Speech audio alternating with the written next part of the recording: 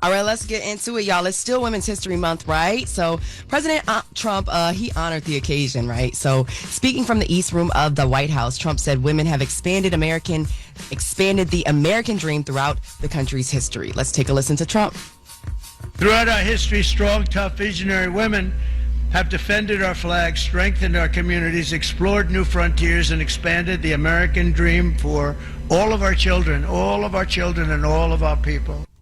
Yay. So Trump said women are important to the country, adding women today are helping lead the country into what he called the golden age of America. He also told the women in attendance that he believes they will be the next dominant leaders. So shout out to all the women. It is still Women's History Month. And with only 5 days left in the month, he honors. Yes. All right, so in other front page presidential news, Trump is downplaying the Signal group chat about the U.S. attacks against the Houthis that included a reporter. Now, this comes as The Atlantic has published even more screenshots from the encrypted message service that showed exact times of U.S. strikes in Yemen against the Iranian-backed group. Now, despite that, Trump continues to slam the app, the journalist, the publication, and he expresses absolute faith in his intelligence officials. He claimed the media is missing the bigger picture, which is the success of the attack. Let's hear those comments from Trump. The attacks have been very successful, even beyond our wildest expectations. We've hit them very hard, very successfully. Yeah, Defense Secretary Pete Hegseth also slammed the journalist and the publication and said that these additional Signal chat messages confirmed there were no classified materials or war plans shared. Let's hear those comments from Hegseth. There's no units, no locations, no routes, no flight paths, no sources, no methods, no classified information. So this is arguable. Two things can be true, right? Attacks can be successful, but guess what? They wouldn't be if someone intercepted those messages on Signal before they were able to implement the attacks. I mean, that didn't happen in this case, but it could happen in the future. Absolutely, that's right. So Atlantic editor Jeffrey Goldberg and a writer from the publication said that it's those type of comments, the slams and all of that, that led them to releasing everything to the public so that they can decide for themselves. Now, former intelligence officials are saying usually when something like this happens, the person responsible for the leak would have their security clearance revoked. They would be removed from their position and an investigation would commence to ensure there was no ill intent and it was in fact accidental. But yeah, you see what's happening here. Trump is standing 10 toes and supporting his intelligence officials in this regard. In other news, a federal appeals court is upholding an order blocking the Trump administration from deporting migrants under the Rarely Used Alien Enemies Act. The 2-1 decision happened on Wednesday with a panel of judges who opted not to lift the order from the U.S. District Judge James Boasberg. The judge had issued an order after the administration began deporting immigrants it claimed were connected to a Venezuelan gang. The Justice Department urged the appeals court to block the order, calling it an infringement on the authority of the president in matters of national security. So Boasberg is expected to rule soon on whether there will be a longer injunction granted in that case. You know, that was the case of the deportees towards Venezuela and El Salvador, and whether or not that plane was deporting those migrants at the time before or after that judge issued the order. So right now that block is standing, and that judge will issue a full order on what will happen with with migrants going forward and whether or not they can be deported. So yeah, that's your front page news for 6 a.m. guys. 7 a.m. we're talking tariff talk. Y'all know we love it, right? No. He said no. I know. We'll get ready. Whether you like it or not, get ready. All right. And everybody else, get it off your chest. 800-585-1051. If you need to vent, phone lines are wide open again. 800-585-1051. Hit us up right now. It's The Breakfast Club. Good morning. The Breakfast Club. I'm dialing. Hey, what you doing, man? I'm dialing. I'm calling you. This is your time to get it off your chest, whether you're mad or blessed. 800-585-1051. We want to hear from you on The Breakfast Club. Hello, who's this? Yo, Envy, this is Jonathan. What's up, Jonathan? Get it off your chest, brother. All right, man. I just want to say, ladies, man, stand by your man. You know, it's hard out here for a black man, especially emotionally, mentally. I just want to say, man, don't give up so easy on the brothers, man. What happened, brother? Talk to us. Right. Ain't nothing really happened. I'm going through it with my lady, man. I'm emotional. Sometimes I get loud, but I don't see it as that. You know what I'm saying? I'm just saying we go through things that may not be to the eye with our women. You know what I'm saying? So I just want to get off my chest that ladies, don't give up on your brother so easy. Okay. All right. Well, and I want to say hello to Jess. I want to say, what's up, Charlamagne? Man, Peace, y'all King.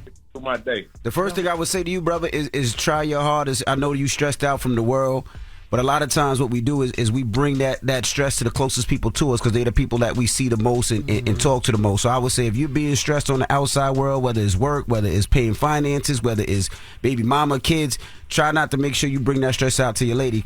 It's not fair for her that she has to take the stress out of everything that you're going through. So even if you got to breathe before you go in the crib, if you got to smoke or you got to speak to somebody, try to do that before you put that energy on her, brother. Yes, sir. And if y'all will allow me, man, I just want to shout out my wife, Ariel Connor, for being a rock for me. Go ahead, brother. Girl, I love you. I take steps to be better for you, not just for you, for the family. Baby, I love you. Don't get it so easy on me. All right, brother. Have a good one, man. Be good. All right, y'all take care. You too. What you say, Shaw? I said, why you just assume it's the man's fault? He said when we have conversations, I yell at her, I raise my voice. That's what he said. You don't be listening? Well, I got the music's playing in my ear at the same time, too, but I didn't hear him say it was his fault. I just hear him say they going through something. Oh, no. You can definitely tell it his fault. He said don't give up on him so easily. Sometimes, I yell, I get mad, I say things. You know what I'm saying? Yeah, so he might have hurt our feelings. Well, don't listen to me because I can't hear nothing because for whatever reason the music played at the same goddamn time as the phone call. Don't listen. Don't talk if you don't know what you're talking about. I can't hear. Obviously. Hello, who's this? Good morning, Breakfast Club. This is Jordan the Welder. How are y'all? What's up, Jordan? You know what? Okay. So I called because I'm going to the Black Effect Podcast Festival in April, and I got, what is that called? The Ultimate Fan Experience Package? Yep. I think that's what it is. Yeah. Okay, so can me and my fiance still take a picture with you backstage, Charlamagne? I can barely hear you. This is Jordan? She wants to know if she can take a picture with you. She got the ultimate VIP experience at your podcast festival. She wants to know if she can take a picture with you. That's what that's for. Absolutely. So thank you for getting that. All of those are sold out, by the way, but that's what that's for. So we definitely going to take a picture together. Okay. Thank you. Okay, one last thing. I just wanted to give a shout out to my mom because she is the strongest woman I know. Hey, mama. And I love her so much. What's her name? Amazing. Cher. Okay, Cher. All right. All right. Thank you. You have a blessed day. Thank you. Bye. Get it off your chest. 800-585-1051. If you need to vent, hit us up now. It's The Breakfast Club. Good morning. The Breakfast Club. It's a new day. This is your time to get it off your chest. Wake up. Whether you're mad or blessed. It's time to get up and get something. Call up now. 800-585-1051. We want to hear from you on The Breakfast Club. Hello, who's this? Good morning, y'all. This is Lenasia from Columbus. How you feeling? What's up, Lene? Get it off your chest. Who are there? Who up there? Charlamagne and Jess? Oh, hi, y'all. Listen, Charlamagne, I got something to say. Go ahead. I can barely hear you, but try. I went and saw Magazine Dreams yesterday. I cannot believe you lied to 20 million people like that. So you didn't like Magazine Dream? He can't hear you. So you she ain't like Magazine Dream. Oh, that was terrible. Damn. Top level crash out with a little tism. So wait a minute. What you didn't like about it? Everything. You said he was a And I crash should out have with known autism. something was wrong as soon as it said Zeus film. Oh my God, no. So that wasn't Jonathan Major's best role, and it wasn't the best role ever? Nothing like that? No, like he was one top level crash out. I don't want to tell the movie for real because y'all really do need to go see it to tell me how bad it was. But you said he was a crash out? Yeah. Yes. Did he have a point. autism? Was he mentally unstable? Like, what exactly was it? They should have delved into his childhood a little bit to kind of explain why he's such a crash out, you know? Now, I do agree with you that they should have went deeper, but they explained that he lost both his parents. Both his parents died. I understand that, but why is you idolizing a white man with men on your wall? Because he wanted to be a bodybuilder. He wanted to be Mr. Universe. But why is he watching porn while looking at these men on the wall, Charlamagne? Oh my God, he was watching porn? What? Girl, yeah. Looking at the men on the wall. Every night. And you said that he was a crash out with autism? Oh my God. Yes, just a little tism, not a whole lot. Oh, so it's a little tism. Okay. A little tism, not too much. Jeez. Now, it is very believable. Like, he made it very believable. So I kind of a little bit get it why you would say, you know how Heath Ledger was in Batman Returns, like how real it was in that role. I get why you say that, because I really thought Jonathan Majors had a autism after the movie. Okay, I think I can hear you now. So listen, but that's the whole point of the film. He's on cocaine. He's on steroids. He got a lot of past trauma. He's mentally ill. He's supposed to be a crash out in the film. That's the whole point. Yeah, nah. Take it off. It wasn't good. But I love y'all. Goodbye. Love you too. Yeah, that's the whole point of the movie is he's beyond the crash out. I ain't never seen nothing like that on the screen. Okay. Well, her review made me want to go see it more than yours. So I'm going to go see it now. All right. Thank you. It's really good. I didn't tell y'all nothing. I didn't want to tell y'all nothing. You did. You gave us a little bit during the interview. Like, you was like really getting into it, which made me want to see it. But her, I like her review. Charles said it was one of the best performances ever. He said it was better than Denzel. Than Denzel. Any Denzel role, yes. In Training Day. I didn't say any Denzel role, but better than Denzel in Training Day. And I love Denzel in Training Day. No, you said every Denzel role. I did not say that. Yes, you would be remembering, yo. Y'all don't hear. Y'all don't comprehend well. What I said was I've never seen a role like the role Jonathan Majors played, meaning the character that he played, I've never seen that on the screen. That don't mean it's better. Yeah, we'll just pull up the audio, old man. You know, it's too bad. You talk so much. I said the same thing. How much you want to bet? Let's put some money on it. And I don't even gamble. Because I specifically said that don't mean it's better, but I've never seen that type of character on the screen. You just don't be remembering, that's all. We got the latest with Loren coming up. Yes, we do. So, Jess Hilarious, you were on Club Shay Shay, and baby, you done got the girls upset or the guys. Offset is pretty pissed off. We're going to talk about it. Oh, my God. All right, don't go anywhere. It's The Breakfast Club. Good morning. The Breakfast Club. Morning, everybody. It's DJ NV, Jess Hilarious, Charlamagne the Guy. We are The Breakfast Club. Good morning. Let's jump right into it. The latest with Loren. Loren be coming with straight facts. She gets them from somebody that knows somebody. She gets the details. I'm the homegirl that knows a little bit about everything. She be having the latest on this. The latest with Lauren LaRosa. Sometimes she have facts, sometimes she have details, sometimes she have a little bit of everything. Well, it's the latest. On The Breakfast Club. Talk to me. Alrighty, so the latest today is sitting right next to me, Miss Jess Hilarious. How you doing? I'm doing good, girl. How are you? I'm good. So, Jess, you did Club Shay Shay. I did. It was a great interview. I watched the full interview. Uh-oh.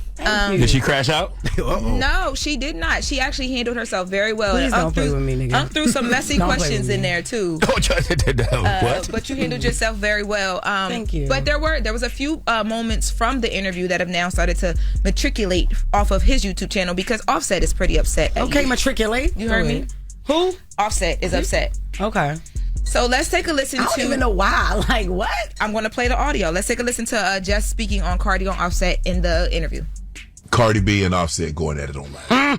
Would you ever be in a situation where you would go at it with your baby's father? I would never do that. Now, I never did that. Right. Now, me and Rome, we done had our days, our arguments. You know, my son's father, I've never gone back and forth with him online. Hell no. Never ever want to do that. Because at the end of the day, it's still us. I think Offset was doing him what he just knew that he had her. He knew she would never leave. He knew the things to do to get her back. He might be good for like a couple weeks or a couple months and then you back out there doing what you're doing. You know what I mean? Yes, but then when she started moving on, that baby couldn't take that. Yeah. He be upset when certain people take Cardi's side because I think he feels like it's a side y'all not seeing. Yes. So that is why Offset is upset. So Really? Yes, I saw a tweet. Damn. I saw a tweet this morning. He said, "Jess, stop mentioning me for I roast you. For I roast your A word for hating on another." No, he said for I roast you ass. Go yes, ahead. I tried to clean it. No, don't clean it up. Read it like it is. For I roast you A word. Oh, wait, we can say that? Yeah, we can say ass. Oh, for I roast you ass for hating on another black woman. He tried it. I don't. Is he talking about you or who is he talking about? I think he's talking about the whole situation with us up here and all that stuff.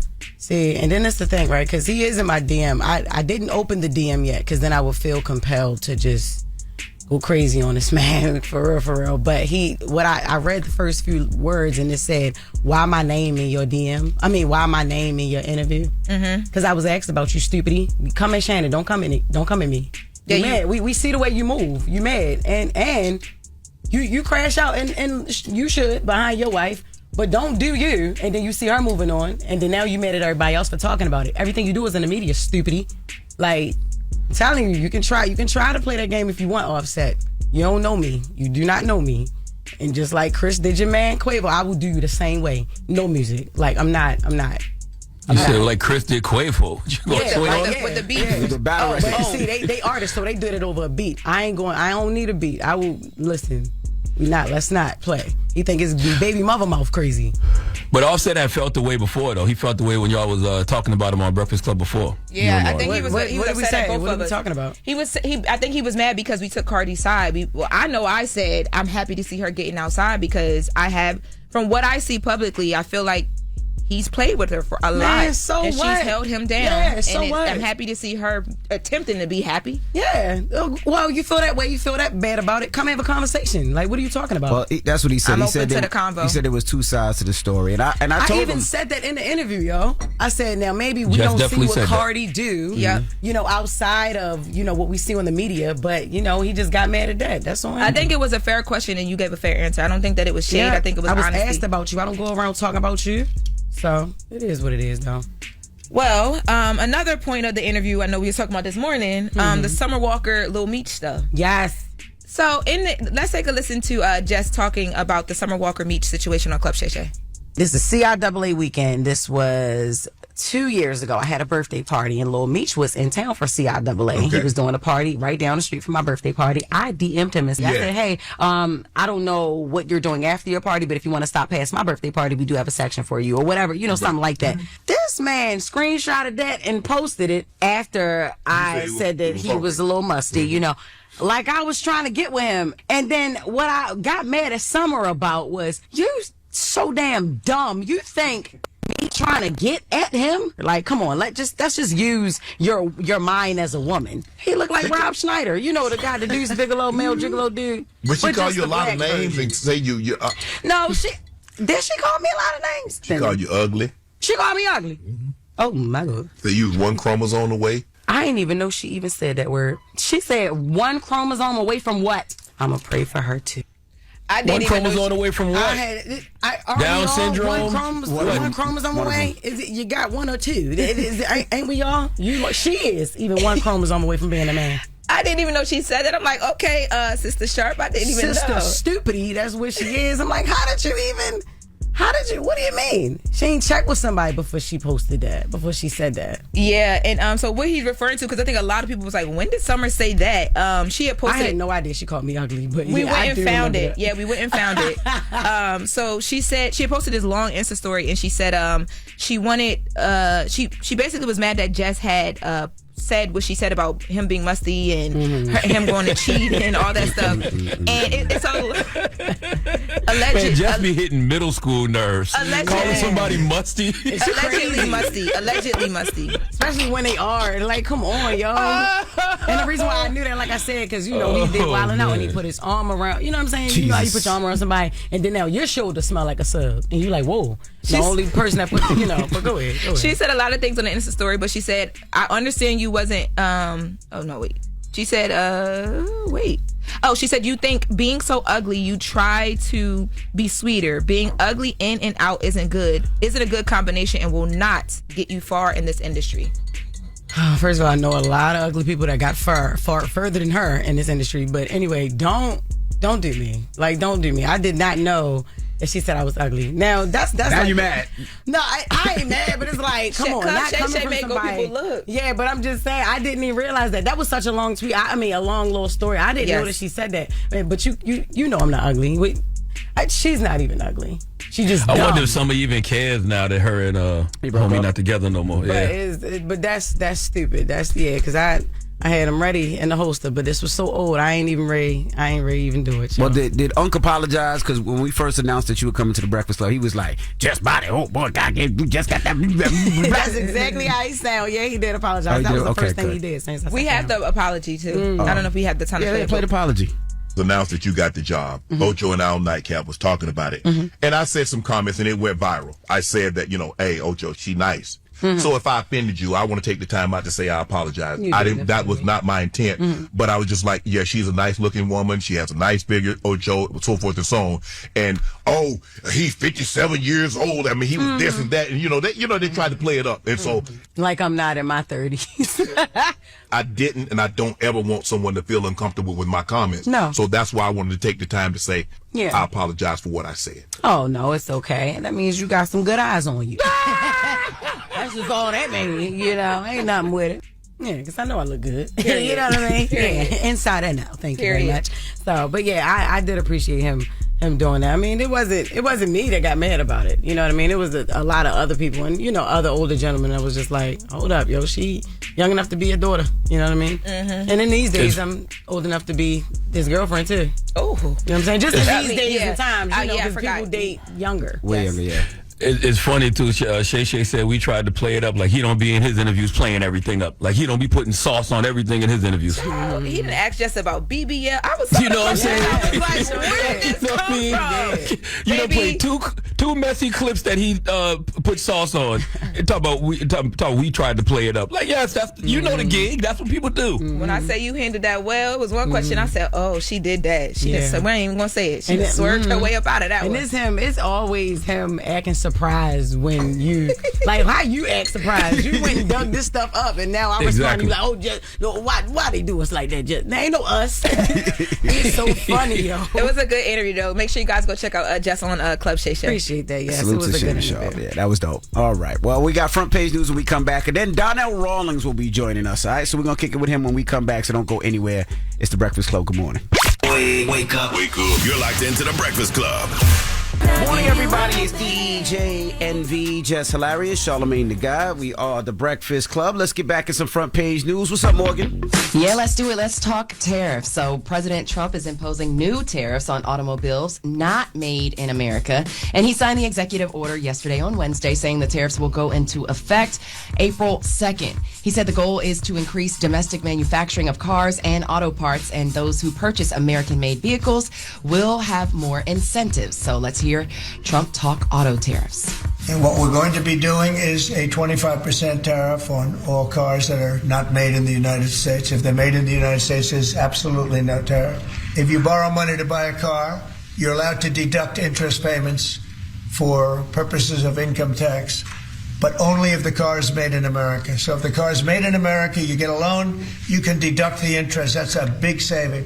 Trump says the tariffs will bring up to $1 trillion of revenue into the U.S. within the first year. What do you guys think? You excited about this? Or, not so much the tariffs, but the fact that, there's an incentive behind if you have an American-made car. That could probably be good for some people in the grand scheme of what's going on. Well, it'll be good for a lot of people. A lot of people get to write off a lot of things. And I was having dinner with somebody last night, and they were heavily into the tariffs, heavily into politics. And they were saying it's not necessarily a bad thing. And they said when you go to a lot of these countries, you don't see too many American-made cars in these countries. True. You see mostly their cars in their countries. But when you come here, you see mostly, other cars that are not made here. And they said it could be a thing that, helps people make a lot of money, save a lot of money, and create a lot of jobs. So they weren't too bad about the tariffs on cars.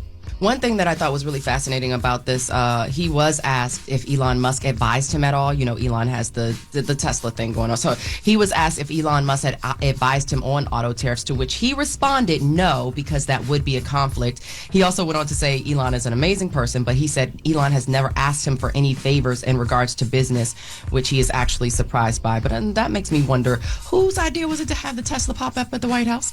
But let me put on for Maryland real quick, while also putting you guys onto some info, some tea. So can you believe that yesterday, March 26th, was the 1-year anniversary of the Francis Scott Key Bridge collapse that happened in Maryland? You guys remember that? Mm-hmm. Yes. It claimed 6 lives of construction workers. Maryland Governor Wes Moore, he honored the victims and spoke more about rebuilding. Let's hear from my governor. There were 6 Marylanders who we lost that day. And everything that has happened in that past year, it starts and ends with them. It starts and ends with their families. We are going to make sure that we are going to get this bridge built on time and on budget. And it is going to make sure that it leads up to all industry standards on safety. So Baltimore Mayor Brandon Scott, U.S. Senator Chris Van Hollen, Congressman Kwesi Mfume, and others took part in the commemoration ceremony. The tribute was held to remember those who were lost and those who responded, and to celebrate the resilience of Baltimore and the state of Maryland. But the tea is The National Transportation and Safety Board, or the NTSB, named 68 bridges throughout the country, 13 locally between my area and y'all, that are in need of study. They say the bridges listed aren't necessarily in imminent risk of collapse, but the agencies managing those bridges simply don't know what the risk would be if they were to be struck by a ship, which is what happened here in the Baltimore area. Now, some of the local bridges listed include the Brooklyn Bridge, Manhattan Bridge, Williamsburg Bridge, Verrazano Bridges, and in New Jersey, the Outer Bridge Crossing and the Newark Bay Bridge are also on the list. So New York DOT says it's reviewing NTB's request. What do you guys think about that? I mean, are you even thinking about it as you drive across these bridges coming in and out of work? Well, every time I drive over a bridge, I definitely think what would happen if it would fall while I'm on it, or something would hit it. But so you're saying that they're saying that it's not like a cause for action, like, oh, these, like, it's not like, hey, it's an immediate response, but it's like, hey, y'all might want to go ahead and look at those just in case something like this was to happen. Would your bridge be able to withstand a cargo container ship slamming into one of its pillars? Yeah, because the bridge in Baltimore that collapsed, like, it looked so weak. It looked like it wasn't even, wasn't strong enough. Yeah. Yes, when that cargo container, the dolly hit it last year. I can't believe that it's already been a year. Yeah, I don't think any bridge could withstand that, though, right? That's not supposed, because that's not supposed to happen. A cargo container isn't supposed to hit a bridge. Absolutely not. But you want to make sure that I don't think no bridge is designed to withstand a direct high-speed collision with a massive cargo ship. But it's not only that, but like I don't know if you've been watching, especially in this area, like a lot of these roadways have been getting sinkholes out of nowhere, like shutting down highways. Like I seen it on Route 80, which is a major highway that connects pretty much Jersey to New York City. There was a sinkhole, and there was another sinkhole on 287, and I heard a sinkhole. There was one in Atlanta. Then I heard a huge sinkhole in Houston where cars are actually falling in them. You know what I mean? Man, I got one in my driveway. Every freaking year. And we get that thing filled up every year, and it just opens back up. I want to know what's down there. You raise a really good point that, what can you do in certain situations when it comes to just the structures that we tend to not even think about as we're driving across them, whether they be bridges, or roadways or whatever the case is. So something to think about. But that pretty much does it for me. That's your front page news. Follow me on socials at Morgan Media, and for more news coverage, follow at Black Information Network. Download the free iHeartRadio app and visit us at BINnews.com. Thank y'all. Have a great Thursday. Thank you, Morgan. All right, latest. When we come back, Donnell Rawlings will be joining us. Now, he stopped through yesterday. Jess and Charlamagne were out when we did the interview. It was me and Loren. We didn't miss anything. Donnell is always here. When I say he was so nervous, every time that door opened, Jess, he was scared, like shaking, like, oh my God, like he was abused, and the abuser was coming in. Don't feel sorry for him. Victim. Yes, he's the victim. Like very, like it was to the point where he almost cried yesterday. He was talking about he feels like people don't mess with him because of the relationship here on the Breakfast Club. And no, it don't got nothing to do with us. Okay, I wish I was there, because when he turned to Jeff Ross and he said to Jeff Ross, "I knew you when you had hair," and Jeff Ross turned back to him and said, "I knew you when you had jokes." That's the problem.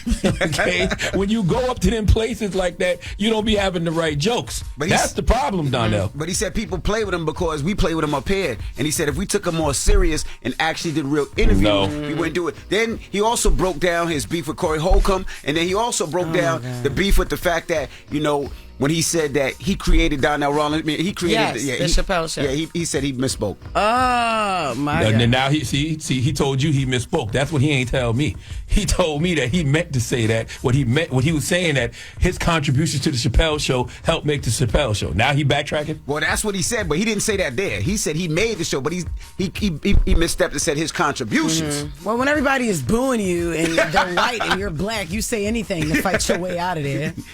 I'm surprised he just say your mother, but just But Donnell Rawlings when we come back, so don't go anywhere. It's the Breakfast Club. Good morning. The Breakfast Club. Morning, everybody. It's DJ NV, Jess Hilarious, Charlamagne the God. We are the Breakfast Club. Lauren LaRosa is here as well. Donnell, you want to step to the mic? These are for you. Bought you some flowers. I don't accept yet. Donnell, I was very concerned about you. I was very concerned about you. I mean, we talking concerns. Let's talk concerns. I was concerned. Congratulations on your podcast. Thank you. The latest with Loren LaRosa dropping on March 31st. Period. Good morning, Black Queen. Oh, now I'm a queen. You always been a queen, bitch. I mean, queen. Queen, you always been a queen. You won't be booed in here. It's okay. I don't understand what that means. I don't get booed. Sometimes it might be a situation where there's a misunderstanding, but I don't get booed. You don't know a person to know. What happened? What happened with what? Boo! So we were watching something online, and it was a roast. They was coming for you. And they were booing you. Every time you spoke, they booed you. Right. Donnell, you're good? We can act like ass to you. So everybody, every time this talks, boo him, please. Donnell Rawlings. Yeah. Moses, he's just trying to be funny. What happened, Donnell?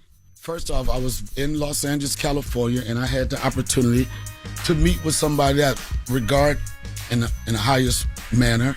That, I came in here and I've sung the I Lose Control song for the longest time, probably for the last couple of years. I've been using it as an intro Teddy Swims, song. correct. Teddy Swim. So I had the opportunity, actually, we were connected through social media, and I had the opportunity to meet him in person. Hung out with him. That night, we had some adult beverages. You were drinking liquor. We were drinking liquor, a lot of it. And what I learned that night was that you can't go toe-for-toe doing shots with Teddy Swims or Loren. I don't know if you ever drank with her. I was about to ask you, do you want, because you know how we, come on, we be having a good time. No. According to the streets there, I need to slow down on my drinking. I think so. I didn't ask for your opinion. Okay. Mr. Perfect. And went to a comedy roast hosted by Jeff Ross and the Negro. After the shots. Okay. And it was a platform where comics go on stage and they do their 3 or 4 minutes worth of roasting. And then you as a guest host or not a host, a guest judge, you critique those people on what you thought their comedy meant. Right. Or in that moment. Correct. And I didn't have a lot of favorable things to say about them. To which the Negro on the show encouraged the audience whenever I spoke to boo me. So to your point of a boo. Boo! He told me to do it. You said the Negro said, how long are we going to do this? I'm sorry. Go ahead. I'm sorry. Huh? No, I'm not doing that. And it was a misunderstanding. They booed me, but it wasn't like a boo. No, they booed you. Okay. It was a bunch of boos. It wasn't a boo. No, it was a boo. It wasn't a boo like that. You got different boos. You got the out of here boo. Your shit is corny boo. Then you got a boo that when people when they encourage someone to do that, and that's what happened that night. And they booed you. They booed you a lot. Every time you spoke, you got on stage, they booed you. How did it make you feel? It didn't You make too me feel old to anything. be getting booed. No, I'm too funny to be getting booed. That too. No, because you actually are. Like I told you, like when I saw you at Radio City Music Hall, I was like, I've seen you before, and I was like, you're funny. You go cutting people off again. Period. Jesus Christ. I would say It's you're gonna only go on us. Instagram Live, but they're gonna be in the comments and not go, care. cutting people off again. Oh man, I see what they mean now. All right now. Jesus Christ. Do we raise our hand? Can we get a bail or something in there? God damn, order in the court. Can I ask you a real question? Donnell Rawlings is here, and if you haven't seen the video, yes, he was booed, and the host of the show told him every time he spoke to boo him. I thought it was hilarious because Donnell. Of course you're a negative person. Of course you are. But seriously, do you think people take you serious enough? Like, do you feel like they play with you too much? Like they don't play with Kev, they don't play with Duval, they don't play with any of the comedians that's on this wall, but they play with you all the time. It's like they almost try to take the fact that you are famous, the fact that you are successful, the fact that you are funny, and try to downplay it all the time. Why do you think that is? You want to know the real answer to that? Please. Because of you, What do you mean? You and this platform, that's why. Why? Because y'all play too much. Y'all started with booty tricks. Y'all started with what black big asses. And can I cut you off? Can you cut me off? It didn't start with the booty tricks. It wouldn't be you. It would not be you. It didn't start with the booty tricks. It started when you tried to come here and it was something like with your dad or the book. Remember the moment when Charlamagne's laughing at him? What's the biggest childhood trauma that bothers you? Yeah. You want to know? Yes, sir. I don't even know if I can say this, and y'all gonna laugh at me. I'm not gonna laugh at you. I promise you, we're not gonna laugh. When I grew up, right, and I remember. I felt bad for you in that moment too. I felt bad for myself in that moment. It was very, very awkward. He had a good time with that. You know what I'm saying? When he speaks about his dad, whatever, I'm like, oh, that's so good. The fact that his father was a popo and in the military, our kind of paths were parallel. So I support him in a relationship he has with his father. Now, when I wanted to get really serious and talk about some childhood trauma in my life, they thought it was a joke. So back to your question, how did it start? And this to answer your question, you mother, the lack of respect that you guys have had. But I've mustered through it. I'm a better person. So you think because you come up here and play with us, you think people play with you? Yeah, I think so. I think that's a part of it. Yeah. You seriously think that? I answered the question once. Yeah, but you be joking. So you're going to just keep asking questions till you get the answer that you want? That's what I do. It's I my see job. what they be saying now. So how do we change this narrative, Donnell? Because I don't like the fact. I mean, you know what it is. You know when you're dating somebody and you're like, I could argue with her, but nobody else can. I feel like that with us. Like we can make fun of you, but the world shouldn't be able to make fun of you. But like I feel like they take your comedy lightly, but we don't take your comedy lightly. Nobody takes my comedy lightly. We laugh. There's only a couple people that take my comedy lightly, and I don't care about that. But nobody takes me lightly. It's just that, and I will say, whenever I go, the first thing they say is, "Why you let the Breakfast Club me like that?" I said, "I don't let them you with you with like the praise and everything. Like they don't. I didn't interrupt that one. Man, I said so many goddamn prayers before I came up here today, man. I didn't come here for that, Envy. I'm trying to talk to you because I really want to get your feelings and your expressions out there because I don't like how people play with you. The booing thing is funny. It's hilarious. I thought it was funny. There's nothing funny about getting booed. It's the most traumatic thing you could deal with as a comedian, especially when it's because you weren't funny. The situation I had wasn't because I wasn't funny. It was a setup. That's what it was. So that's a lack of. I didn't like watching it because I was like, okay, maybe this is what they do over there, but like I felt like it was a lack of respect, and I don't like that. It was. I wouldn't say it was a misunderstanding. There's no tricks going on today. I promise you. It's no tricks. It's no tricks. I promise you. He's traumatized. The door opened up. He stopped. He's scared. He's and it started right here. I don't know what is going on today. I swear. There's no penis pens. There's nothing. We're just having a real conversation. Listen, things happen. As a comedian, things happen. And then at the end of the day, is what you do with those things that have happened. That incident I had with Jeff Ross and that roast battle, there's a lot of things that could have happened that I could have switched the situation. I was lit. I'm not going to lie about that.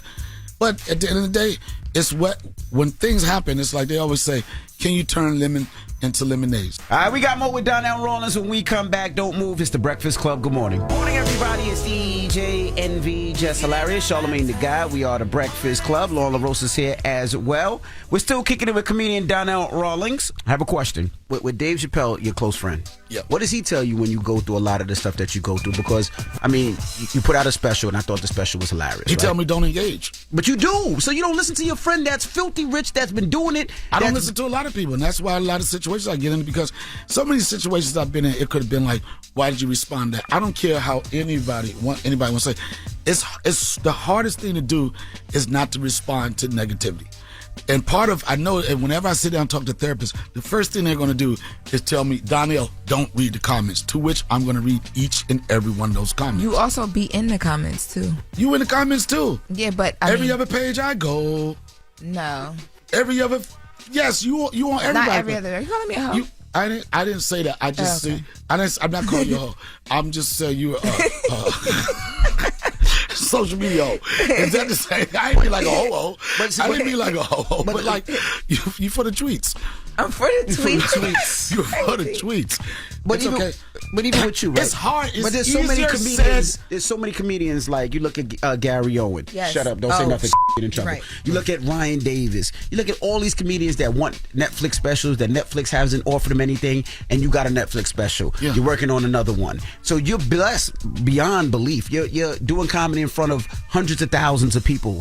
So you get to the opportunities that most don't, but I feel like you always trying to prove yourself. And I just never understand why, because you're funny as shit. Like, I come and support you. Right. It's just I'm coming this weekend. Oh, I'm going to. Mm-hmm. I didn't invite you. I was going to tell you can't give me tickets. You're just going to barge in? Mm-hmm. All right. I'll know. I can tell. I hear you in the lobby.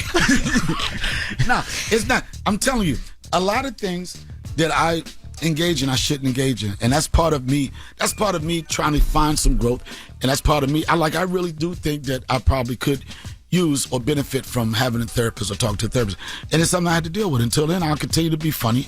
But I'll tell you one thing: that anytime I have an incident, what it does to me, for my fight back, is that it makes me more creative. It makes me want to go on stage and just destroy a room, and it makes me want to produce something funny. Even the incident that you're talking about with Jeff Ross and I made a song about it. The only way I could deal with it is to try to bring some humor in it, and really pushes me to be more creative and get in my production mode. That's what I do. Next question. Now, what about your drinking? Has your drinking been an issue and a problem? Nah, it's never been a problem. Why you looking me in my face like that, son? I mean, it might have been an incident before with you drinking, and every time there's a situation, it seems like alcohol is also involved. And when is that, usually? When do these incidents happen?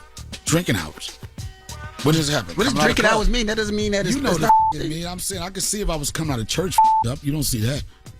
Oh, so but if you're drunk and every time it happens when you're drunk, that might be an issue. I don't want to say drunk. I would just say inebriated or slightly like feeling nice. And I've had some incidents. And what? It happens. Envy, what incident are you referring to? I'm not, because I'm not going to put that man's stuff out there. He knows what I'm talking about. I just want to make sure my brother is okay and my brother. No, it's a couple of them. What are you talking about? I don't remember that one. See, that's the one I was talking about. We're not going to talk about. I googled Donnell Rawlings drinking. Oh my God! And the second article that came up is from Yahoo Entertainment. Donnell Rawlings says he had a great time at Diddy party. Yo. Wait a minute. I swear to God on everything. Get the fuck up out of here. Look at this. Look. Second article that came up. What? Donnell Rawlings drinking. With Diddy. Or was that the time you drove up the wrong side of the street? Oh, no. That, okay. Wait, you drove up the wrong side? That was part of a joke. That was a part of the joke. And the joke was... I don't know what joke that was. No, that was part of the joke, because the picture y'all made viral. There was that picture of me on Diddy's yacht. And I said, I don't know what he put in that vodka, but it felt like I had a full head of hair on that yacht. It felt like I was a black Fabio. That's what it was. Mm-hmm. All right. Next question. Who wrote the song? You wrote it? I did. Oh, okay. Yeah, I thought it was something funny. But I can't really play it because of copyright situation. But that's what I do. You got to be able to turn lemon to lemonade, and don't let stuff like keep you down or you up. And I move forward. The only thing, I'll just put it like that. In any situation, if you make me mad, it's going to make me go hard on stage. And no matter what anybody wants to say about me, their thoughts of me, I'll just say I invite any of those people, any of the naysayers or any people have questions about how I'm as a stand-up, I'll say come to my show and challenge you to go one-on-one, toe-to-toe with anybody in the business. I have no problem with that. I know another challenge was at one time your child's mother. How has that worked out? Have y'all worked everything out? Can you get Donnell a napkin? He just spit out his water, please. Don't worry, he's just getting that. She's just getting a napkin, I promise. Okay, no problem. What was that? Was that challenging? Did y'all fix that? Are y'all on the same accord now, same page? I know at one time you and your child's mother was not seeing eye to eye on things. I mean, when you're not with the person that at one point you was in love with and it didn't work out like you want, I mean, people want to have a healthy relationship, but it's kind of tough because there's always emotions involved, and it always comes down to like how you feel. How do you say this? We're good. But it's going to be some trials and tribulations with that. Do you ever look back at that and say, I was the problem? Hi, it's me, the whatchamacallit song? I look at it all the time. I take accountability. Mm-hmm. It's easy for say when you hear situations about like co-parenting like this. It's easy. It's two sides to every story, and I do believe that part of the reason that we're not together in living situation is because I'm pretty sure I contribute to it. But that was in the past, and the most important thing right now is to raise our son to be the best human we possibly can do. At the end of the day, I'll take accountability. I'm not a perfect. I'm not any of that. Would you change anything? Would you look back and say I should have did this differently, or I should have did this? With the relationship with her? Yes. No, I think she should have stayed on my phone. What did she find when she went through your phone? Don't worry about that. I'm just saying, leave my phone. That's all I'm saying. Your phone is over there. My phone is over here. You pay the bill over there. I pay the bill over here. Hey, man, in a relationship, I'm the perfect if you mind your business instead of my phone. The devil is in the phone. I think you do need therapy. What did she find in the phone? And how come your phone wasn't locked? I don't know. You gave her your password? You answer that question, son. They got ways to do it. I don't know. Might open my eyeballs up one night. I don't know what the She's a lot younger than him, so she might have just watched him into the passcode and remembered it. Been that. It's God's way of saying, Donnell, you're not living correctly. And some parts of my life I wasn't living correctly, but that's Donnell. That's Are you living correctly now? Yeah, as much as I can. Yes. I don't know what's going on. All right, but don't move. We got more with Donnell Rawlings when we come back. It's the Breakfast Club. Good morning. Morning, everybody. It's DJ NV, Jess Hilarious, Charlamagne the Guy. We are the Breakfast Club. We're still kicking it with Donnell Rawlings. Yeah, why do you and Corey Holcomb have such a long-lasting problem? This is the thing with that. Mm-hmm. And I've said this on platforms. Mm-hmm. And what it is like, he has an audience. that tune into him. He has a podcast where pretty much nobody on the show has an opinion. It's always going to be siding with his thoughts. And we had an incident. It's documented. Not an incident that he started, but an incident I did where I got triggered at a comedy club. I yelled out at him. You know what I mean? Like, some of the things he was saying. So you started it, or did he start it first? Well, you could say I started that part of it, but I think the conversation was started. And I do, it's crazy because people are like, oh, you on Dave Chappelle's and all that type of shit. He's one of my closest friends. You know what I'm saying? We weren't just co-workers. Like, we was at Charlie Murphy's funeral. You know what I'm saying? We've been at weddings. We've been visiting people in the hospital together. Y'all friends there's for real. it's like sense of loyalty there. Right. Everybody wants to paint this picture. Donnell is riding Dave's. You know what I'm saying? If it wasn't for Dave and all that, and that gets on my nerve because I know before that show I had a resume. After that show I had a resume. It just so happened that I was a breakout performer on what people are calling one of the greatest shows in the history of television. Facts. There's never going to be another Chappelle show. Even after the Chappelle show, you know, people's like, oh, y'all going to do it. It would have been the most foolish thing for me and Charlie to say we want to do a sketch show. And someone said something about even after when Chappelle decided that he wasn't being part of that show no more, me and Charlie Murphy hosted the lost episodes. We didn't host those episodes with the intent we're going to take this show over. They had an archive of sketches. They were trying to figure out what the they was going to do with these sketches. Dave hadn't communicated to nobody. I didn't know where the was, hadn't spoke to him. And when I look back on certain things I did in my career, it might not have been the best decision. But in that moment, I'm like this. This is a great show right now. Nobody's going to like this. We're the new Chappelle. And even when me and Charlie came out, and Mr. Hoker said something about that, he said, "Oh, these hosted the show. That's why I with DC Young Fly. DC Young Fly, yeah. Because DC Young Fly told them no. DC Young Fly told them no to continuing the show as the new host. And DC Young Fly could do that because the core of Wild 'N Out was Chico Bean, Carlos. So he don't have to do Wild 'N Out because he got 85 South. He has that. Even when me and Charlie did that, we came out. First thing Charlie says, and it was a joke. Oh, I don't feel comfortable doing this. I was like, speak for yourself. I need all the camera time I can get. That's the reality of it. I've had a conversation about Dave, and I apologized to Dave about it. I was like, I didn't think about it like that. I said, but one thing, Dave, had you called me, right? Yo, D, I'm not with this network. I would have never done it. So what do? You got to make a decision on what you're going to do that's going to continue to help your joint and try to be as respectful about it as possible. After when he left, we never wrote another sketch. Me and Charlie had a pilot. It was called Charlie versus Donnell. And it was a reality show that Comedy Central passed on. It had nothing to do with sketch. It was me and him battling each other. Big Tigger was the co-host of that, whatever. We thought we had an opportunity to do that. But what Comedy Central didn't understand was that me and Charlie Murphy, if you want to say, became stars of that show. They was waiting for Dave to come back, so they didn't think that me and him could pull it off. That didn't happen. We never revisited that. I never did a sketch show. I never tried to do anything past that, and I showed him the respect for that. I tell you, what pisses me off, when you put so much work into something, and for people to try to assassinate your character and say you're something other than what the you are. I don't want to fight you on no podcast. If you want to fight me on anything, let's go on the stage. Let's go on a stage and let the people decide that. And I guarantee you, it ain't going to get the results you want. You could tell them that is whack after 30 plus years performing, not just on the chitlin circuit, 5-6 continents. And, oh, you with Dave. Guess what? I am with Dave when I do shows. I am Dave's opener. I don't open for nobody. Big dogs, Kevin Hart, Chris Rock, Dave. I ain't gonna never open for,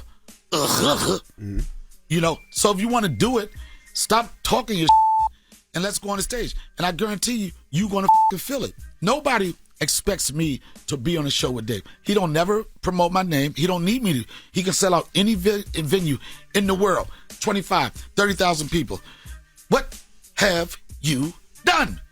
But I do have to ask. You said if you started it, right? You said you started it. No, right? I didn't say I started it. You said you started from your remark. I'd say even that, because for every action is a reaction. So if he went at you first, you can't be mad if he you know. It was. Right? You know what? God damn, it's hard for me. I'm trying to be accountable for my actions, but I got to say what triggered me. Yeah. You know what I'm saying? When I just keep hearing this, and it's a closest friend of mine, when I keep hearing this, it's just interesting to me the notion that you would go to a comedy club with 150 people on a workout night and be critical of someone that's doing the numbers, someone that's got all the accolades, the Grammys, the Emmys. You want to go, that's like going to a practice facility and watching practice and saying, oh, that wasn't that good. What happens at game time? For you to even put it out in the universe that somebody is booty or boo-boo or whatever in the practice facility, go to an arena, go to a theater, go to not just at a certain point, guess what? You ain't going to be the funniest. I think now Dave has done it so long, so much. People don't really even look at him just to be hardy, hard. They look at him for his perspective. They're looking for his point of view, his thoughts. It's bigger than that. He's turned into that Dick Gregory, you know what I'm saying? Where it like, I don't want to say activist, but it's more than just the laughter. Perspective on things, absolutely. You know what I'm saying? So that's why I took offense to that. And I said, even when that incident happened, I said, you know what? I probably broke the unwritten rule. You're not supposed to yell out at a comedian when he's on stage. For that, I'm guilty. So he was taking a shot at Dave, and you like, Dave's my brother. I'm a ride for my brother. Yeah, well, pretty much. I'm not mad at that, but not even just my brother. It is what it is. But I feel like, and the thing about it, Envy, you're successful. He's successful, right? Y'all have two different audiences, two different cause. Yeah. I don't understand why it continues on. I don't. Again, that goes to like when you have a platform and you know what's going to, you know. Even with the roast battle thing, a person couldn't wait to take an opportunity to say this guy's booty and he doesn't support young comics. And I said something because it was a quote from that thing was like, and I think I was misunderstood or I might have misspoke when somebody said something about the spell show. I said I made that show. What I meant to say was I helped make that show what it was, and it took that. I was like, you haven't even made it. And I beg to differ that. Do I got the bank that Kevin Hart needs do or the movies or anything? But for somebody that no college education, not formally trained on anything other than the military, to be able to position myself where I could do 7 figures using my God-given talent, in some areas people think that you made it. I don't answer anybody. I work for myself, and that's it. Well, Donnell, you did make it. I don't know if you realize that. You came from the military to what you've done, what you've accomplished. I mean, people don't know if you really do your history. Me and Donnell did radio together. We did a morning show together. Long time on Hot 97 with Miss Jones. It was me, Miss Jones, and Donnell Rawlings. And we did a morning show together. And, you know, we've seen you go from there to where you are. So you have made it. And, you know, we joke with you a lot up here. And, you know, we clown you, you clown us. But we are proud of you. And we, you know, think you're one of the funniest. I don't support many people. I don't come out to do shows for many people. But I come out and I support you because I really do think you're funny. But you're going to be at the City Winery in New York, March 28th, March 29th. Damn, that's a hell of a way to interview. Indianapolis, Indiana, April 4th and 5th, Tennessee, Buffalo, and Florida. It's Donnell Rawlings. It's The Breakfast Club. Good morning. So morning, everybody. We are The Breakfast Club. Let's get to the latest with Loren. Loren becoming a straight fat. She gets them from somebody that knows somebody. She gets the details. I'm the homegirl that knows a little bit about everything. She be having the latest on you.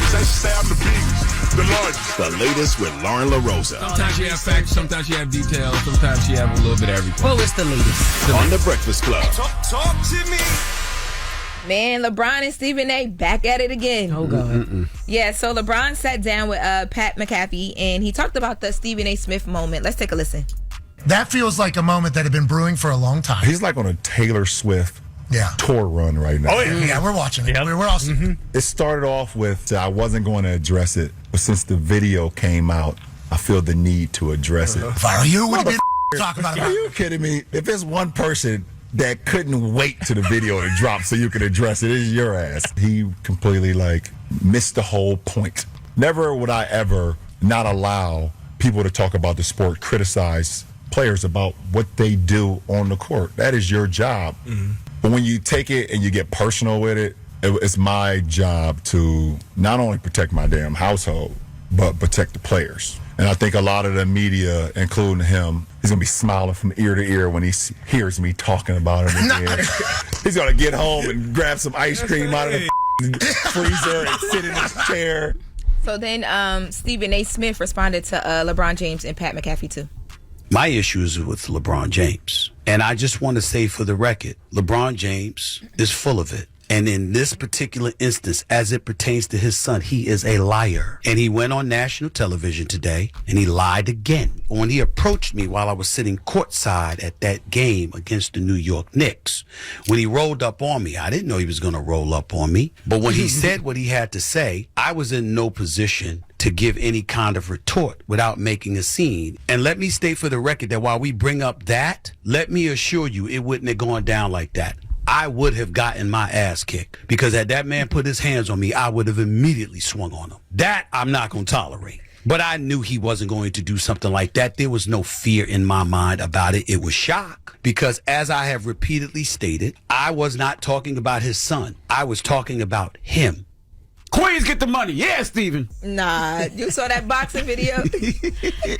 First of all, y'all missing the biggest point, though. I saw the internet last night, but Stephen A. said LeBron would have kicked his ass. He said that, and I watched the whole hour last night. He said that a couple of times. He just said that if LeBron would have slapped him, he would have swung back, but he said he would have got his ass kicked. So I don't know why the internet acting like Stephen A. said he could beat Bron. That never happened. And that's what Stephen A. tweeted. He's like, y'all having a field day with this, but y'all forgot the rest of that part where I said like he would have got with me. So I wanted to make sure that we added that in our audio. But since all of this back and forth, so LeBron posted. There's a video that is now going viral of Stephen A. Smith of him boxing and training. Yeah, training, whatever he's doing in that video. He killing it. You got hands. There's hands in the video. Oh, okay. It was like his first day. You know when you go to the gym and you first learn boxing? What if that was day 50 though, Envy? That was no damn day 50. That was day 1. But LeBron posted it and he posted the swipe through. It's Young Dolph and Key Glock doing the womp womp womp. And he captioned it womp womp womp. And Bronny James responded and put the cap with the cap. But I think Bronny only saw the part where he was talking about like Stephen A. saying he would have threw hands. Yeah, so the back and forth is going. Yeah, clearly there is more to Stephen A. and LeBron James' situation than just the Bronny comments because Stephen A. got LeBron acting out of character a little bit. Like, whenever you ever seen LeBron go to somebody else's platform and vent about anybody? Ever. Right. I never seen him do that. Me neither. Not like this. And Pat McAfee, his name be eating me up. Pat McAfee, I feel like did it. He handled it well. Stephen A. said that. Like, I don't have no issue with him. He got what he needed from the interview. They also talked about, and Charlamagne, we had talked about this before, about why seeing Bronny play was so important for LeBron after everything that Bronny's been through. Let's take a listen to that. I'm really, really trying to be as respectful. That's not it. No, that's not it. There should be a third one from Pat McAfee. No, you don't have it. But he just said he wanted to play with his son. His son almost died, and it meant a lot to him, and it should as a father. But the problem is, I think he had with Stephen A. Smith, and I think any father would have with Stephen A. Smith, is critique my son. Say he's not good enough. Say he's trash. Say he's not ready yet. But when you start saying, as a father, you should be doing this. That's a personal. Don't talk to me about a father. And I get that part. We do have the audio now. Go ahead, Charlamagne. Go ahead. No, go ahead. That was a cool ass moment for me to be able to have that dream, be able to speak it into existence, for it to come to fruition. I started thinking about everything from what the hell he went through not less than a year before with his he almost died? His cardiac arrest, man. It was a birth defect that quite honestly, if he never played sports or he never started to become strong and run fast and all those stuff, we would never have to worry about it. But as he got stronger and things of that nature, it was just something inside his heart that pounded at his lungs that unfortunately we had the incident. To see that happen to Bronny and for him to be able to play that same year after that happened at USC and then less than a year later be drafted by the Lakers and then in that fall. Listen, for me as a dad, it doesn't matter if he never scores, ever.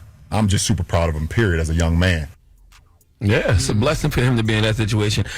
I think LeBron hasn't liked Stephen A. for a long time. Like, if you watch what Stephen A. was saying last night, Stephen A. said he don't like him either. He said LeBron is a liar. He said LeBron be doing a lot of, shady, manipulative stuff behind the scenes. And I think that, like I said, LeBron hasn't liked Stephen A. for a long time. And the comments about Bronny, that just took him over the edge. Mm-hmm. That's what I think. I'm sure. Yep. Even when and Stephen A. accused LeBron of staging this whole thing. He said that if you go back and watch the video, you can see LeBron look at a camera right behind Stephen A. Like they had it all planned out for him to do that. Oh, that he stepped to him to show you talk about my son, I'm gonna step to you. Man, listen, LeBron is LeBron. If he sneezes, it's recorded. He don't have to plan that out. I don't that. But even when Stephen A. tweeted out this episode that we played the audio from, he said LeBron ... the lies keep coming. So there's obviously I mean, according to Stephen A., he says he feels like Bron isn't happy about Stephen A. saying he's not the greatest player of all time. He basically says that's the calls he gets from LeBron's team a lot. Whenever he says things like that Bron isn't the greatest of all time, but he's top 3 or whatever he says. And I don't know that argument fully because I'm not a sports girly, but I do know I've heard Stephen A. say that a few times. So maybe it's back and forth. Some people say Jordan, some people say LeBron, some people even say Kobe. It's people's opinions. It's okay for everybody not to think that you are, the number one or whatever. I mean, it's okay. But I would love to see Stephen A. Smith in the gym now because that was like the first video. Like it has to be improvement now. Like show us in the gym ain't now. Nobody thinking about that. I don't think he should stage that video. I think he should just leave it alone. Yep. I'd rather see LeBron and Stephen A. have a conversation. I would love That's that. what I would like to see. Yep, I think it'll be a good one. I think we'll see. I think if that happens, that'll probably be like one of Stephen A.'s biggest. By the way, going to Pat McAfee was a jab. You know what I'm saying? Like LeBron knew what he was doing. Let me go to Pat McAfee. One of his colleagues on ESPN, but also. I guess a competitor. I don't know, but let me go over here. He knew what he was doing. That was a strategic move. There may never be a conversation between them two, and that's the thing. Directly. Yeah. Sometimes you could agree to disagree. Mm-hmm. What's wrong with that? Nothing. Not at all. All right. That's it. The latest with Loren. I'm just saying I'd rather see that than a boxing match. No, nobody said a boxing match. That's all I'm saying. Nobody said no boxing match. Yeah, I'm not saying it's gonna happen. I'm just saying that I would rather see them have a interview together than them a boxing match. No, I was just saying for personal reasons. I just want to see Stephen A. Smith in the gym to see if he got his hands up. That's all I want to see. Without LeBron. That first video in the gym, crazy. no LeBron. Yeah, no LeBron. Okay. Like I just want to make sure he got his hands better because what I seen in that video, Jesus. Told you. I think you could take him, Lauren. We're going over. Don't do that because baby, the hands. Don't do that to me. Charlamagne, who you giving donkey to? Don't. Before after the hour, we need a 19-year-old kid named Lucas Limbeck to come to the front of the congregation. I keep telling y'all kids, everybody ain't playing. We'll discuss. All right, then after that is Jess Fix My Mess. If you have relationship issues, relationship problems, anything, call Jess right now. She'll help you out with all your problems. All right, 800-585-1051. Donkey Today's up next. You're checking out The Breakfast Club. I just wanted to know how you came up with the donkey of the day. Tell her. Because you're mean. I am not. What did I do? I made donkey of the day. There's a bunch of donkeys out here in the street. That is why Charlamagne is here. If we live a life where we bite our tongue based off who we may offend, we never would say anything. You don't give a damn, don't throw it up. Hey! Give it to him. Give it to him. On The Breakfast Club. In the words of Charlamagne the God, he's a donkey. That was Oh man, Charlamagne, you giving donkey of the day to who now? Well, Busta Rhymes, Donkey of the Day for Thursday, March 27th goes to Lucas Limbeck. Okay, Lucas is a 19-year-old kid who was arrested on a charge of bomb hijack threat. Now, I've had some nut-ass charges in my day, but I've never been accused of anything like this simply because, as crazy as it sounds, I knew better. See, we may have played with guns, dabbled in drugs, but I, never wanted to be Osama bin Laden, okay? Timothy McVeigh was not an inspiration. The only blowing up we wanted to do as kids was the kind of blowing up Martin Lawrence was talking about. But this generation is different. See, Lucas decided to go into an Urban Outfitters in Boston, and he handed a random shopper a note, okay? A note with a piece of Starburst candy. Apparently, it was National Starburst Day, or maybe he made that up, but prosecutors said he handed over a note, and the note said, he said, "It's National Starburst Day. I want you to have this." Then he walked away. But when the shopper read the note said, "I have a bomb don't say a effing word. I repeat, the note said, I have a bomb. Don't say a effing word. Now, I'm sure this would be a stressful experience for anyone, anywhere in America to receive a note like this. But keep in mind, I said it was Boston. Okay, remember the bombing at the Boston Marathon in 2013 when those two terrorists detonated some explosives and killed 3 people and injured more than 500? I am sure the trauma of that day still lingers in residents of Boston. So for a person to receive a note like that in Boston, hit different. Now, this is the part that pisses me off and the reason this young man is getting donkey of the day. See, investigators came. They reviewed the security footage and they saw someone matching the man's description. Then the shopper, while talking to cops, saw the person who handed him the note. 19-year-old Lucas didn't even try to get away. He didn't even try to flee the scene. So when officers approached him and asked him if he'd been in the Urban Outfitters, he replied, I don't believe so. But then when the cops started reading him his rights and he realized, oh, it's getting real, then he admitted to passing the note. And he said, and I quote, I thought the shopper would know it was a prank. Sir, why in the hell would the shopper be in on your little reindeer games? See, this is the problem. When you social media minded, when you doing things for the love of TikTok, you think everybody knows about this prank because it's going viral on social media. No, we grown as hell. So if you walk up to me with a note and a starburst saying you got a bomb, I'm going to take you at your word, Starburst bin Laden. Okay, Osama been snacking on candy. How am I supposed to know you playing? You think I'm not supposed to take jihad serious just because you present it with a Jolly Rancher? Not saying he was committing jihad, but you get my drift. If you a blow pop bomber, you still a bomber. You should take all acts of terror serious, even if they come with a Twizzler. Now, the DA on the case, Kevin Hayden, released a statement that I totally understand. It makes complete sense to me. And that statement is, it's difficult to fathom how in this day and age, anyone would consider it a prank to hand a note to a perfect stranger in the middle of a major city indicating they were holding a bomb. As this case indicates, such a reckless action causes fear and comes with consequences, end quote. And that is the part of the equation people don't ever factor in, okay? Especially kids. They factor in all the viralness of a situation. That's their main motivation. But they never factor in, is what I'm doing legal? Could what I'm doing get me arrested? Kids, you always have to factor in the cost of the crime you're committing. You always have to factor in the cost of whatever it is you're doing. Can you afford to go to jail? Can you afford a lawyer? Can you afford bail? Because those followers you try to impress on social media, they're not going to bail you out. And furthermore, what's funny about the prank? To the people who be walking up on folks in the store and they be throwing stuff on them and asking silly questions, nothing brings me more joy than when the person they playing with swings on them. Because y'all don't even be funny. Now, this 19-year-old kid has a charge of bomb hijack threat, which in Boston can get you no less than 3 years, no more than 20 years. And it wasn't immediately clear if he had an attorney who could speak to his arrest, a.k.a. he probably can't afford one. Please give Lucas Limbeck the sweet sounds of the Hamiltons. Oh, now you are the donkey of the day. You are the donkey of the day. Yee-haw. All right. You got to think these things all the way through, man. Mm-hmm. Like, you know, I hate those videos when I see people running up on folks in the store and just bothering the random shoppers, throwing stuff in the air and clapping and yelling and screaming. I cannot stand that.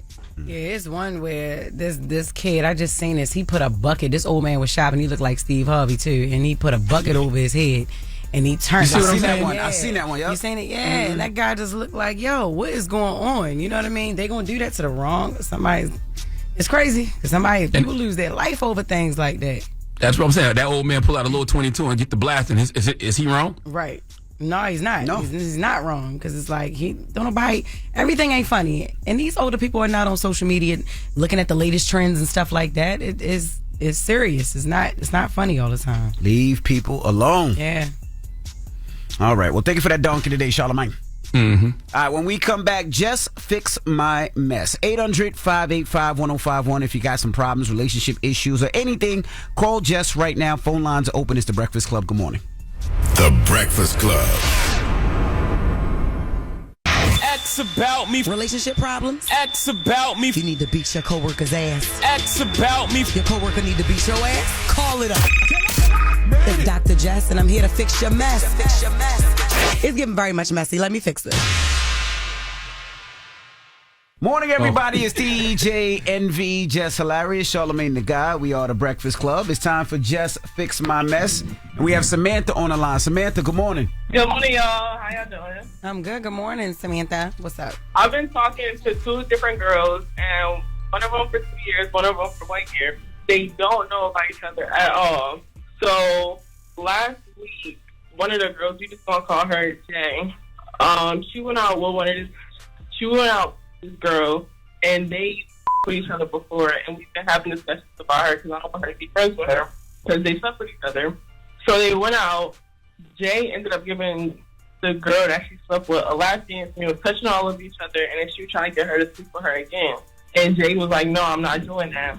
And then I found out about it. So should I be mad since I've been talking to the other girl, or no? No, you shouldn't be mad. And then, correct me if I'm wrong, because your phone's still a little choppy. So you said you've been talking to these girls. They don't know anything about each other, but you mad at one of them for going out talking to somebody else when you got 2 of them anyway. Yes, but ain't no but. But Jay, she was the main one telling me like she want to be committed and stuff like that. And I'm like, no, I don't want that. So, and she was like, go ahead. She don't want to be committed to me. I don't want to be committed. So I feel like, she was lying the whole time. That's what I feel like. But you also been lying the whole time. I mean, even though you know that, right. They know that you don't want to be committed. You were upfront about not wanting to be committed, but you still at the same time got 2 girls that don't know about each other. You know what I mean? So you're kind of contradicting yourself. You're like a gay hypocrite. I'm wrong. Oh my God. It is. Now let me ask you. Do you really want a commitment? Do you like one more than the other and you really want to be with one? I like one of them more than the other, but I don't want to be committed to nobody right now. I'm only 20, so I'm living. Okay. All right. Well, yeah, if you only 20, then no, you ain't supposed to be. Listen, you got a whole lot of life to live. And you got a lot more experiences to go through before you actually really settle down with a woman. You don't even know if you're going to be gay in 5 years. You know what I'm saying? You don't even know. Because a man might win your heart. You're still very, very young. So have your fun. Don't get too caught up in somebody else talking to somebody else if you already starting off with a roster. You get what I'm saying? Mm-hmm. Gotcha. All right. Thank y'all. No problem, baby girl. Good luck. You too. Bye. All right. Just fix my How you mess. think she caught her? What you mean? How you think that woman caught her? You think she could smell another vagina on the vibrator? I absolutely do not think that far into these people's stories. I don't. It's stupid. Just fix my mess. 800-585-1051. It's the Breakfast Club. Good morning. Lady, it's the real deal. Help me. Help me. Oh my God. I'm all up in your mess. I'ma fix it. Fix it. Fix it. Just gonna fix your mess because my advice is real. Morning, everybody. It's DJ NV, Jess Hilarious, Charlamagne the Guy. We are the Breakfast Club. We're in the middle of Just Fix My Mess. Hello, who's this? I'm going to be anonymous because my partner listens too. All right. So what's your question for Jess? Okay, so I met the question is it lying if somebody play in your face and not tell you until you ask them? So the backstory is I met this guy. We've been dating for 3 years. Mm-hmm. He let me like him and kind of fall for him. And then later on, he wanted to tell me that he was married. That was strike one. Damn. And then I was like, okay, well, I understand that y'all separated and you going through a divorce. So as long as you get the divorce, I'm cool with being with you. Then we go through the relationship. We had a child. Then we kind of went through some baby mom, baby daddy drama. Then he ended up cheating on me while we was on a so-called break. And then so while we back on, I asked him, did you mess with somebody else while we was on the break? He gonna say, yeah. So I'm like, why you didn't tell me that you was doing you? And he felt because he felt like y'all on the break and you asked him and he told you the truth. You know what I mean? So his argument is, I am honest with you. I'm telling you now because you asked me. If you didn't ask me because we were on a break, I wasn't obligated to tell you. You know what I mean? What? That's some craziness. I don't understand that. That's exactly what he said. Yes, absolutely. Yeah, because in a sense, you got to think about it. Yeah, that's how some guys operate. But let's back it up. So you was dealing with this guy. You found out later that he was married. Now, was he at all separated or on his way to divorce or what? And how long were y'all dealing with each other, before you found out he was married? We was dealing with each other for probably like 6 months. And then I had to come out and ask him, was he like, we in our 20s and stuff like that. I'm not thinking that regular people just be up and married in their 20s, but I guess that's something that marriage don't asking people. Yeah, marriage don't have an age stipulation on it, well, after 18, you know what I'm saying? No, you can get married the day you turn 19, I believe. It's not a big thing like that. But this is the thing, boo. You found out that he was married, right? And although you are in your 20s, that should have been your exit right there, because that's red flag if nothing else, you know what I'm saying? But you think you at Six Flags, you just loving all you loving all the red flags because you went back to this man and had kids with him. Yes. Yeah. And I ended up getting pregnant again after he found out that. After I found out that he cheated on me, I found out I was pregnant. So it's just like. Yeah, and I guess I'm staying with him because now we about to have 2 kids together, and I just don't want to be out here raising kids by myself. Like, and I get it, but listen, not even 1 kid, you had 2. If it start like that, it's going to end like that. You know, understand what I'm saying? Like, you were once his side bitch, and you didn't even know that she was a mistress. You didn't even know that. You know what I'm saying? Imagine what the wife felt like. So then you get back with him. If he cheated on his wife with you, what the hell make you thought that because you had kids with him and because you got back with him that you were going to be any different, babe?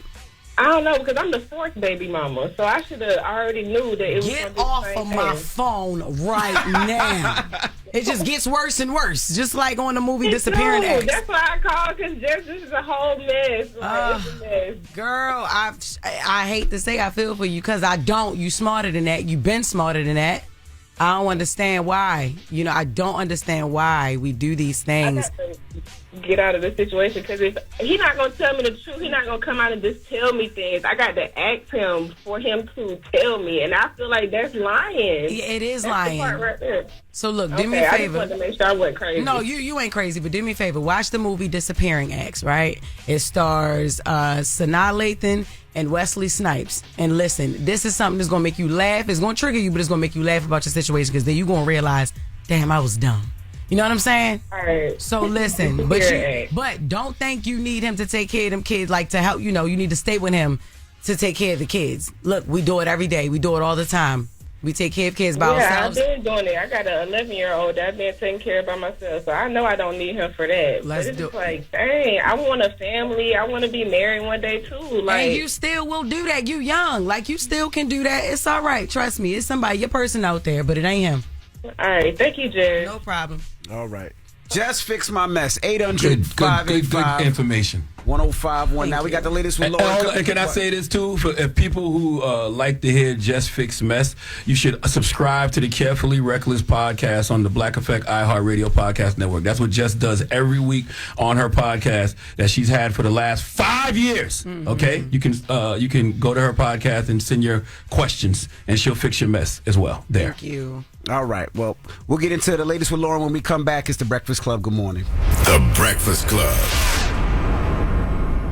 Morning, everybody. It's DJ NV, Jess Hilarious, Charlamagne the Guy. We are the Breakfast Club. Let's get to the latest with Loren. Loren becoming a straight fact. She gets them from somebody that knows somebody. She gets the details. I'm the homegirl that knows a little bit about everything. She be having the latest on this.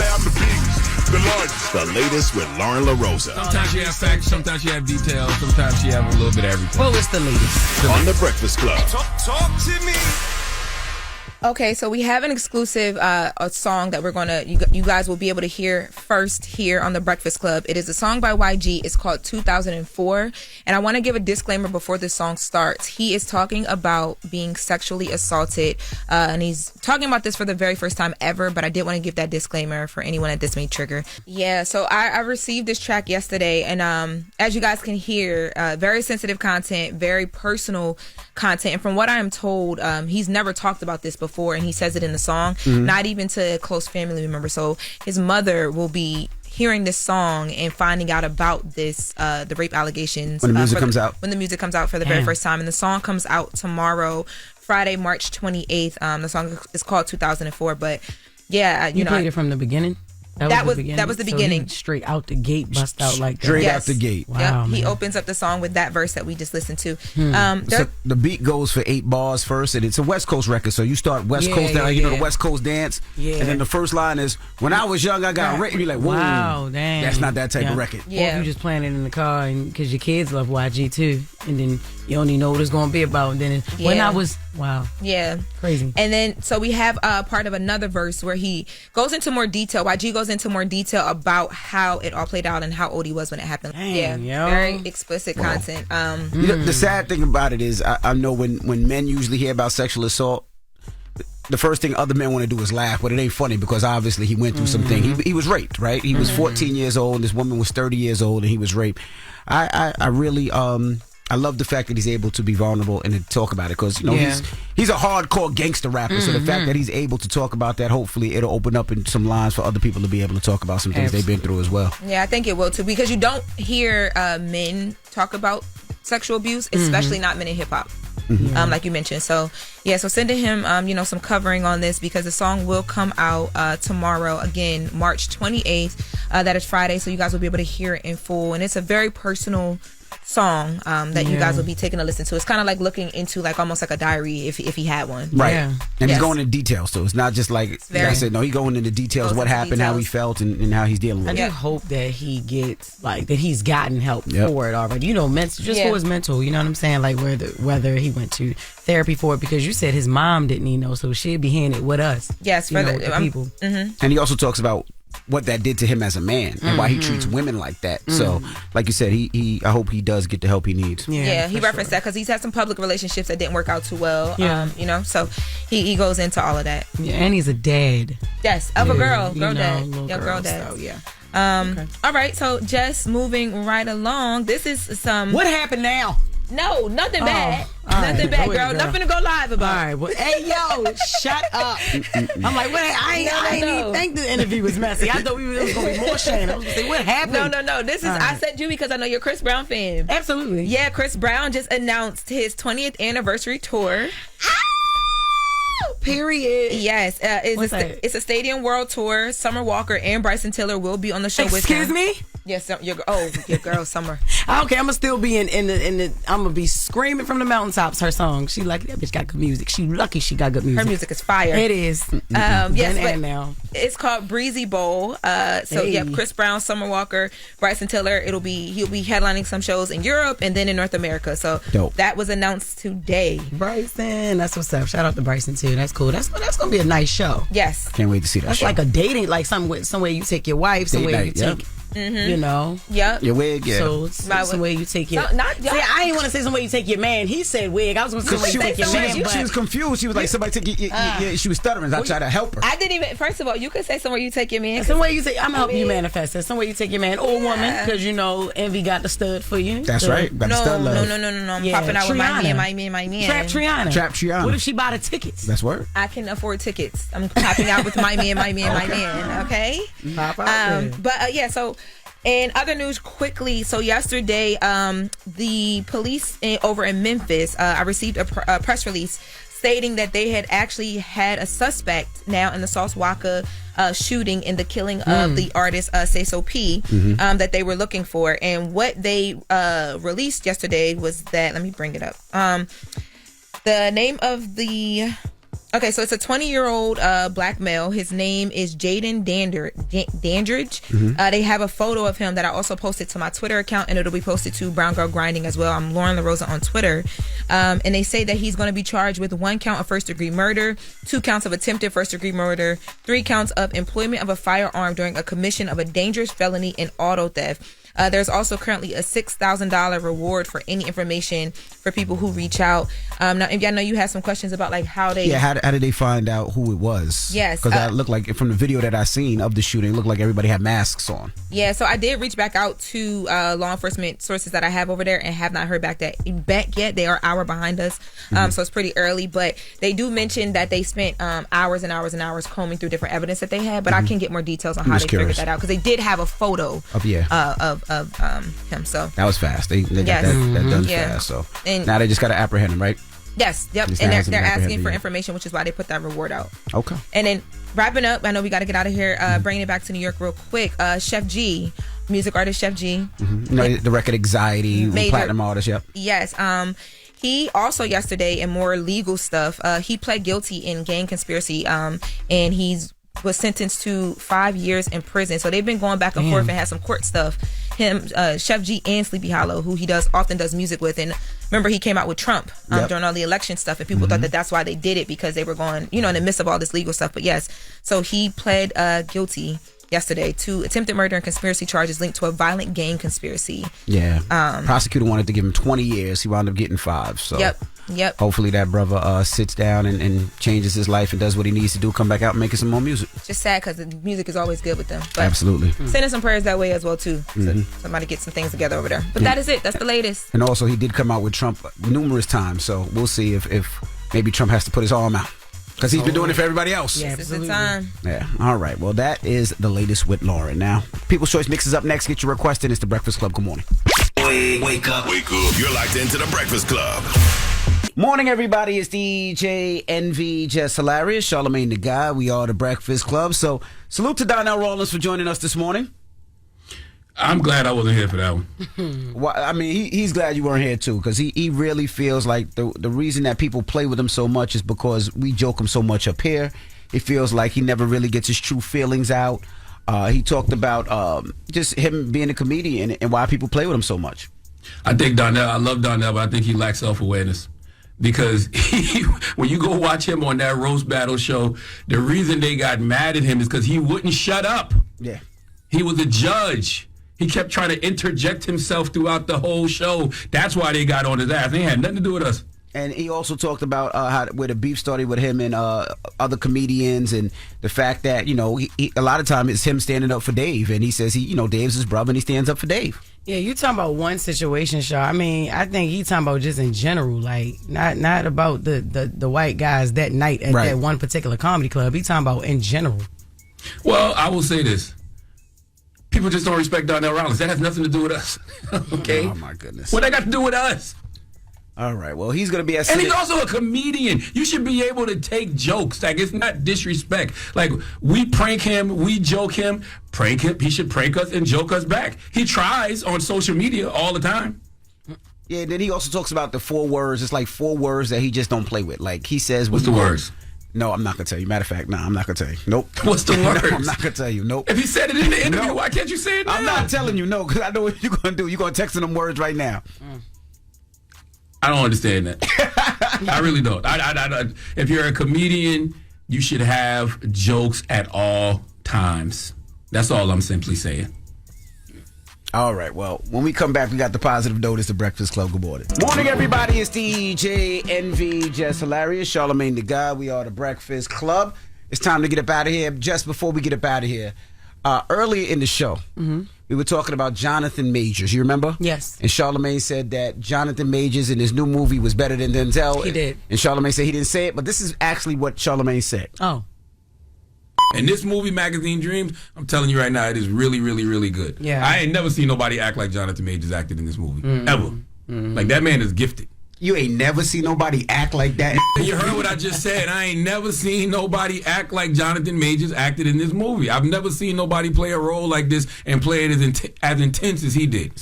You know what I would compare it to? Jonathan was more intense. Heath Ledger and the Joker type stuff. Oh, you meat gobbler now. What you see? So better than Heath Ledger, better than I didn't say I said more intense. Denzel is done. I said more intense, but better than Denzel is who? In any movie.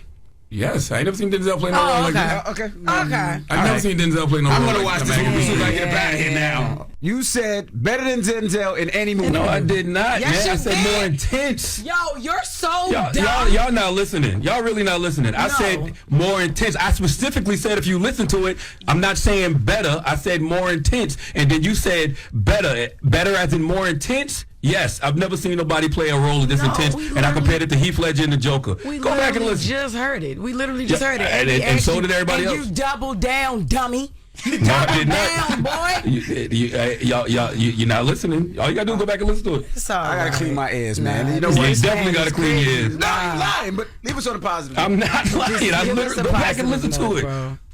Yes, and listen, man, I want to thank everybody for getting their tickets for the 3rd annual Black Effect Podcast Festival happening Saturday, April 26th at Pullman Yards in Atlanta, Georgia.